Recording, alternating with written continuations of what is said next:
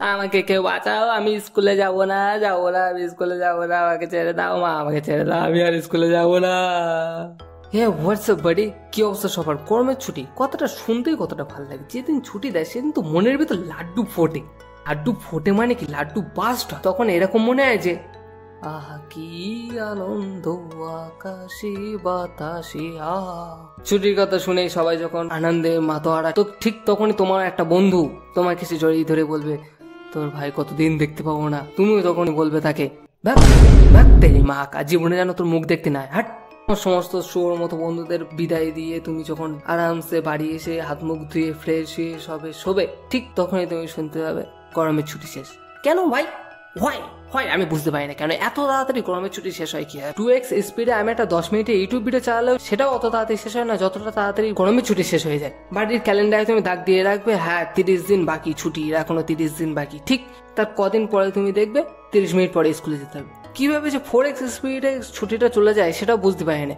এই কথাটা বুঝে উঠতে আরো 4 দিন ছুটি কেটে যায়। গরমের ছুটি শেষ, এটা এমন একটা ভয়ঙ্কর কথা যেটা তুমি কল্পনাও করতে পারবে না। এটা অনেকটা এরকম যে তুমি মটন দিয়ে সবে 2-3 বার বিরিয়ানিটা খেয়েছো, তোমার খাবার ইচ্ছা তুঙ্গে তুঙ্গে, মানে খুব হাই লেভেলে, তোমার খাবার ইচ্ছা আরো 10 গুণ বেড়ে গেছে।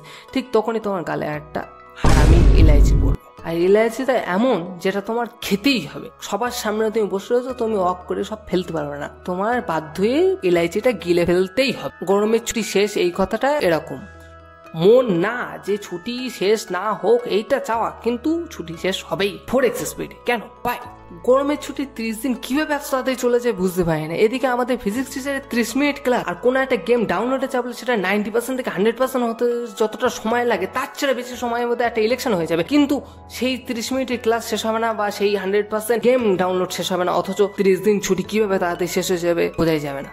বাধ্য হয়ে মুখ কালো করে সেই তোমার পরের দিন স্কুলে যেতে হবে, কোনো রকম বিরোধিতা ছাড়া। কারণ বিরোধিতা করলে তোমার বাবা বড় লাঠি আর তোমার মা রুটি বেলা বেলুন নিয়ে দাঁড়িয়ে রয়েছে।